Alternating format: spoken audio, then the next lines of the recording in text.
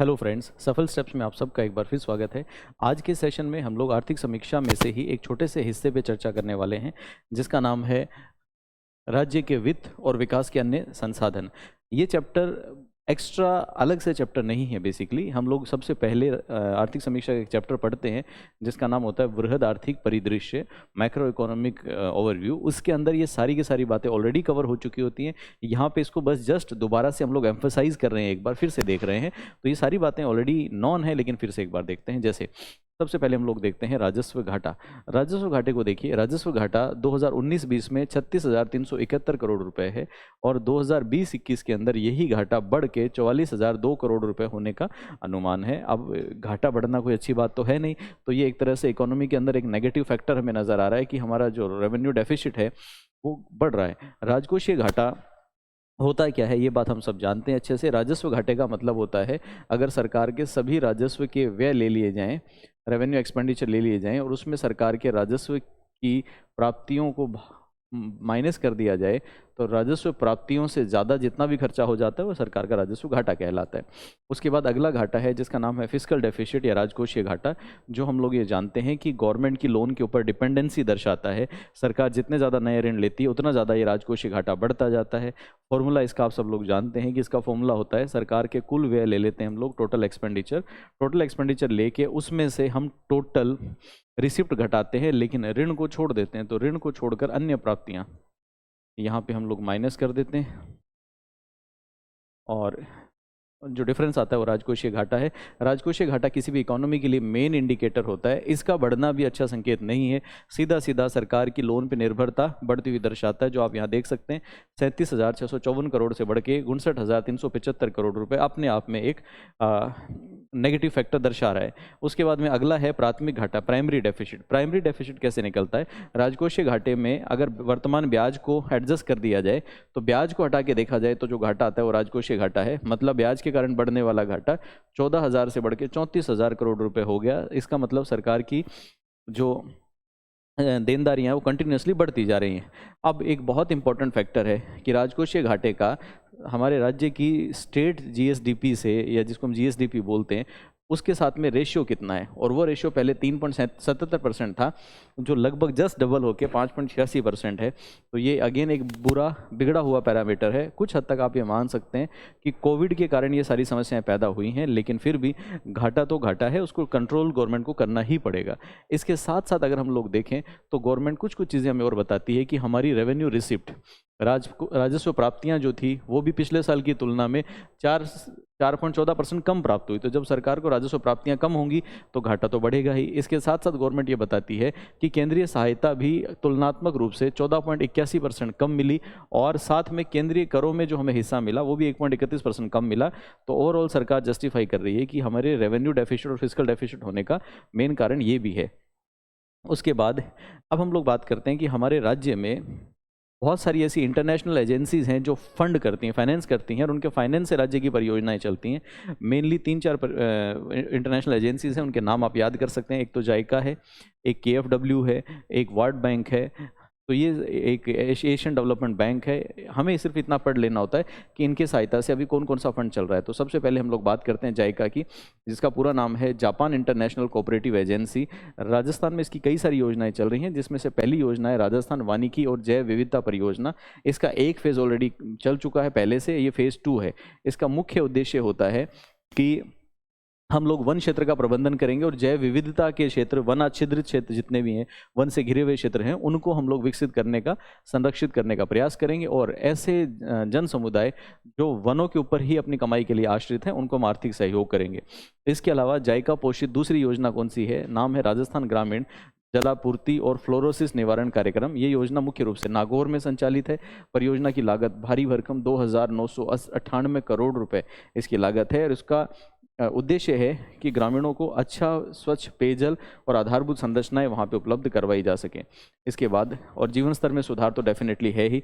इसके साथ में तीसरी परियोजना जो जाइका के सहयोग से चल रही है, उसका नाम है राजस्थान जल क्षेत्र आजीविका सुधार योजना, और चौथी योजना है राजस्थान ग्रामीण जलापूर्ति और फ्लोरोसिस निराकरण परियोजना। इसका भी फेज 2 चल रहा है। याद कर लेना है आपको कि जायका के सहयोग से चलने वाली योजनाएं ये सारी 4 योजनाएं। अब बात आती है कि KFW के सहयोग से कौन कौन सी योजनाएं संचालित की जा रही हैं।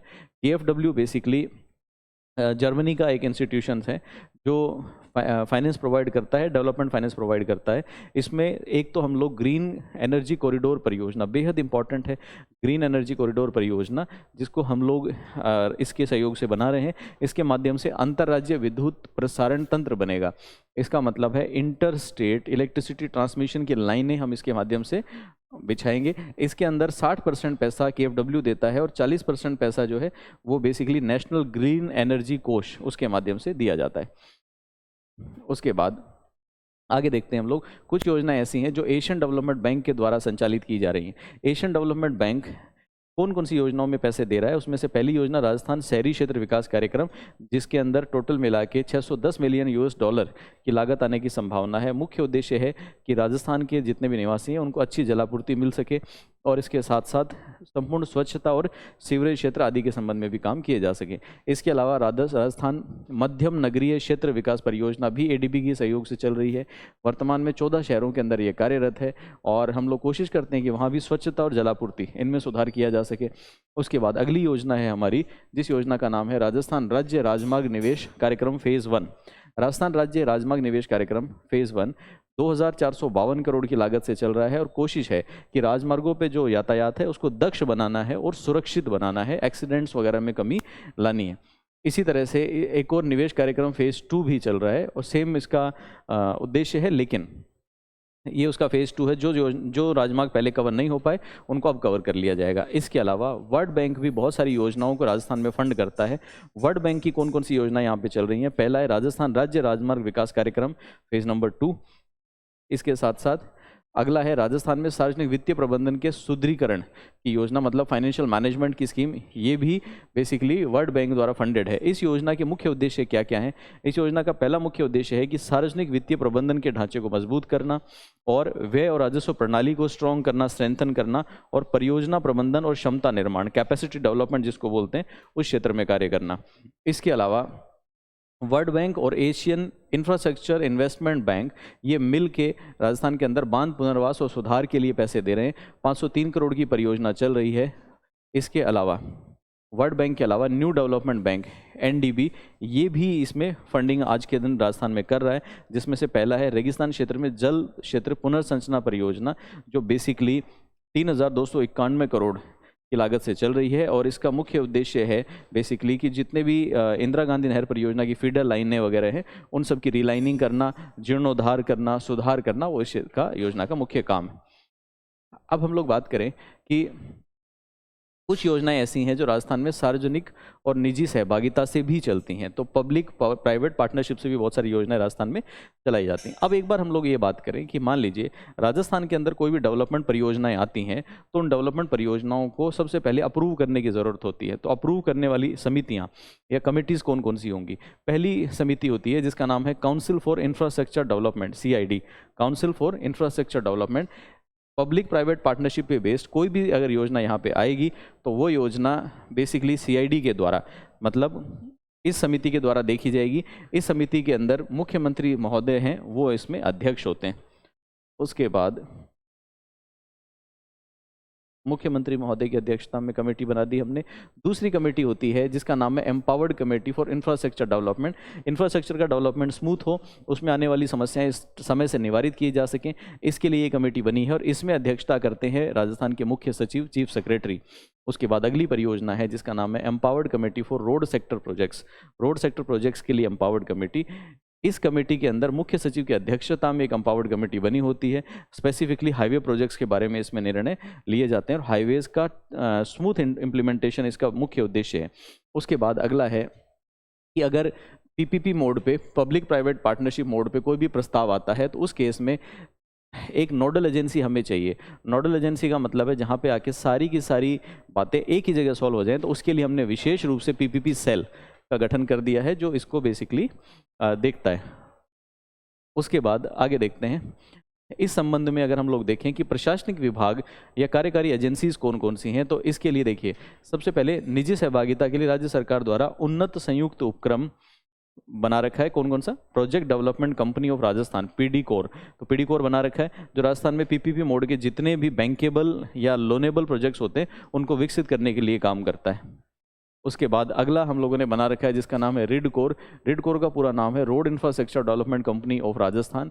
2004 से मेगा हाईवे प्रोजेक्ट के लिए बनाई गई थी। ठीक ऐसे ही सौर ऊर्जा company of Rajasthan limited, SUCRL, ये राजस्थान के अंदर 1000 मेगावाट तक के जो सोलर पार्क है उनको विकसित करने की कोशिश कर रही है, स्पेसिफिकली जोधपुर के भादला में। इसके अलावा SL सौर ऊर्जा company of Rajasthan limited, ESUCRL, इसको भी हमने बना रखा है जिसका उद्देश्य बेसिकली जोधपुर के अंदर और जैसलमेर के अंदर 750 मेगावाट के सौर ऊर्जा प्रोजेक्ट को विकसित करना है। उसके बाद अगला एक और परियोजना ऐसे ही चल रही है जिसका नाम है AREPRL, पूरा नाम है Adani renewable energy park of Rajasthan limited. Jaisalmer और जोधपुर के भादला में 2000 मेगावाट का प्रोजेक्ट इसके अधीन विकसित किया जा रहा है। इसके अलावा हम लोगों ने प्रोजेक्ट डेवलपमेंट फंड या परियोजना विकास कोष भी एक अलग से स्थापित किया है। इस परियोजना विकास कोष में हम लोग बेसिकली 4.5 करोड़ रुपए की लागत से इसको बनाया और 1 वर्ष के लिए इसकी अवधि बढ़ा दी।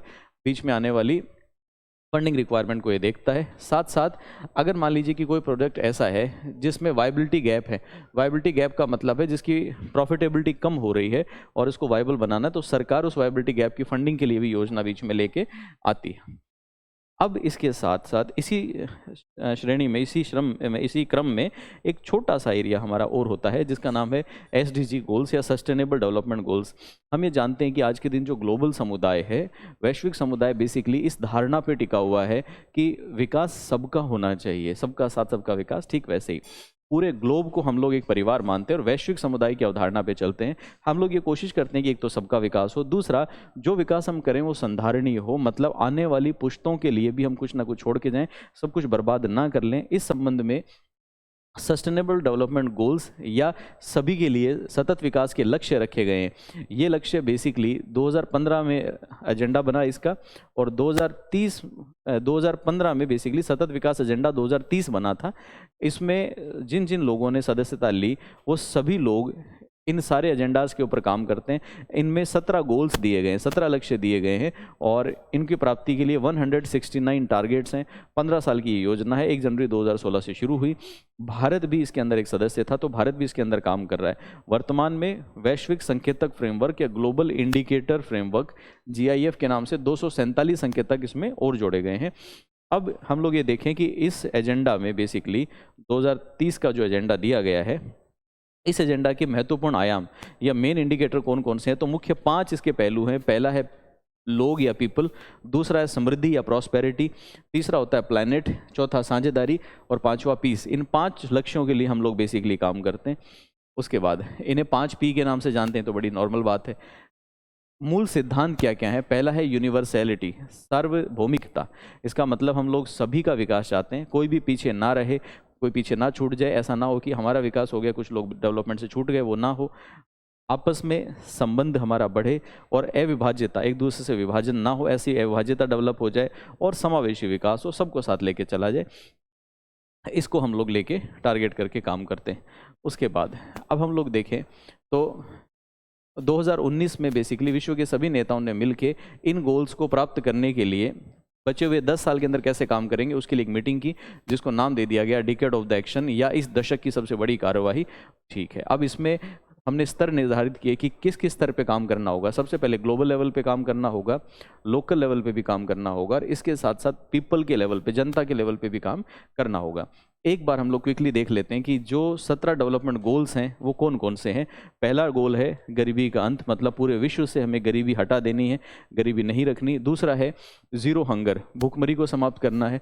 तीसरा उद्देश्य है आरोग्य और कल्याण, गुड हेल्थ और वेल बीइंग को विकसित करना है। क्वालिटी एजुकेशन या गुणवत्तापूर्ण शिक्षा सबको देनी है। लैंगिक समानता को या जेंडर इक्वालिटी को बढ़ाना है। शुद्ध पेयजल और स्वच्छता को, सैनिटेशन को प्रमोट करना है। किफ़ायती और स्वच्छ ऊर्जा लोगों तक पहुंचानी है। सम्मानजनक कार्य और आर्थिक विकास लोगों को प्रोवाइड कराना है। इसके साथ साथ हमें इंडस्ट्री, इनोवेशन और इंफ्रास्ट्रक्चर, उद्योग, नवाचार और अवसंरचना को प्रमोट करना है। असमानताओं में, इनइक्वालिटी में कमी लानी है। साथ के साथ संधारणीय शहर व समुदाय, सस्टेनेबल सिटीज़ और कम्युनिटीज़ विकसित करनी है जो अपने आप में सेल्फ सस्टेनेबल हो। इसके साथ हमें उत्तरदायी उपभोग व उत्पादन को बढ़ावा देना है। जलवायु कार्रवाई या क्लाइमेटिक एक्शन लेने हैं जिससे क्लाइमेट और डेटेरियोरेट ना हो। जल में जीवन की अवधारणा को विकसित करना है। इसके साथ भूमि पर जीवन उसको विकसित करना है। शांति, न्याय और सुदृढ़ संस्थाएं बनानी है। और हमें इन गोल्स के लिए किस तरह से पार्टनरशिप या साझेदारियां करनी है, उन पे भी हम लोगों को लक्ष्य करना है।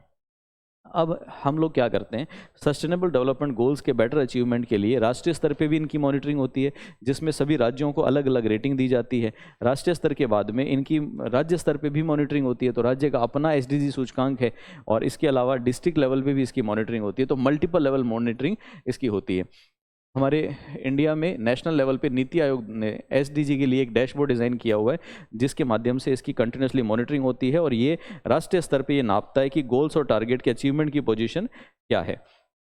पहला भारत में एसडीजी इंडेक्स 2018 में जारी किया गया, दूसरा 2019 में जारी किया गया, और तीसरा वर्तमान 2020-21 में जारी किया गया, जिसको हम बोलते हैं एसडीजी इंडेक्स वर्जन 3.0। तो 1.0, 2.0, 3.0 तीन वर्जन इसके हमारे सामने आ चुके हैं। अब हम लोग क्या करते हैं, केंद्र शासित प्रदेश को, राज्य को 0 से लेके 100 के बीच में अलग अलग टारगेट के अचीवमेंट के हिसाब से स्कोर देते हैं। उन स्कोर के हिसाब से जो अच्छा स्कोर करता है उनको सबसे अच्छा, सबसे उससे कम अच्छा, इस तरह से 4 श्रेणियों में बांटते हैं। श्रेणियाँ कौन कौन सी? पहली होती है अचीवर श्रेणी, जिनका इंडेक्स स्कोर 100 के बराबर होता है। दूसरा होता है फ्रंट रनर, जो फ्रंट रनर हैं उसके अलावा उनका इंडेक्स स्कोर 65 से 99 के बीच। उसके बाद में होता है परफॉर्मिंग स्टेट, जो 50 से 64 के बीच में है। और सबसे लास्ट में होता है एस्पिरेंट स्टेट, जिसका स्कोर 50 से कम होता है। इस तरह से 4 कैटेगरी में बांटते हैं। अब हम लोग देखें तो सबसे पहले तो हम लोग भारत का समग्र स्कोर देखें पूरे इंडिया का, तो पूरे इंडिया का 18-19 के अंदर 60 था, जो 19-20 में 66 हो गया। तो यहाँ पे तो इंडिया तो बेटर परफॉर्म कर ही रहा है। अब हम लोग देखते हैं राजस्थान की क्या पोजीशन है। तो राजस्थान का स्कोर 19-20 के अंदर 57 था, जो बढ़ के अभी 60 हो गया। इसका मतलब राजस्थान पहले भी परफॉर्मर स्टेट में था और आज भी राजस्थान परफॉर्मर स्टेट में ही बना हुआ है। इसके साथ साथ नीति आयोग ने हाल ही में एक और SDG urban index and dashboard ये नया शुरू किया है, जिसमें शहरी स्तर पे या स्थानीय निकाय स्तर के ऊपर मॉनिटरिंग और की जाएगी, जहाँ पे देखा जाएगा कि जो म्युनिसिपल लेवल है उसमें किस तरह से सस्टेनेबल डेवलपमेंट हो रहा है। 56 शहरी स्थानीय निकाय इसके अंदर शामिल किए गए हैं और 77 इंडिकेटर इसमें रखे गए हैं। इसके बाद अगर हम लोग चलें आगे, तो राजस्थान से इसके अंदर 3 शहरी निकाय बेसिकली शामिल हैं। कौन कौन से? जयपुर का, कोटा का और जोधपुर का। चलिए उसके बाद अब हम लोग चलते हैं आगे। अगर इसमें एक छोटी सी जानकारी और है, वो हम देखते हैं कि अर्बन इंडेक्स अगर एसडीजी का देखा जाए तो इसमें शिमला और कोयम्बटूर सबसे ऊपर और मेरठ और धनबाद सबसे नीचे आते हैं। अब राजस्थान कहता है कि हम भी, हमारी सरकार कहती है कि हम भी सस्टेनेबल गोल्स को अचीव करने के लिए पूरी तरह से प्रतिबद्ध हैं और हम भी इनको हासिल करके ही मानेंगे। इसमें राजस्थान में एक राज्य स्तरीय एसडीजी मॉनिटरिंग कमेटी बनी हुई है, जो बेसिकली मुख्य सचिव साहब उसके अध्यक्ष होते हैं।